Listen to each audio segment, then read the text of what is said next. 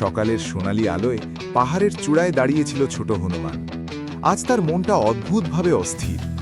হঠাৎ সে দেখল দূরে জঙ্গলের পাশে একটি গ্রাম থেকে কালো ধোঁয়া উঠছে। তার চোখ তীক্ষ্ণ হয়ে উঠল। সে বুঝল গ্রাম বিপদে। এক মুহূর্তও দেরি করল না সে। পাহাড়ের চূড়া থেকে আকাশে লাফ দিল বজ্রের মতো গতিতে।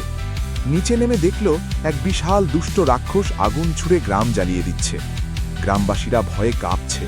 রাক্ষস গর্জে উঠল, কিন্তু হনুমানের চোখে ছিল না কোনো ভয়, ছিল শুধু সাহস আর দায়িত্ব। সে নিজের ল্যাজ ঘুরিয়ে তৈরি করল এক প্রবল ঝড়।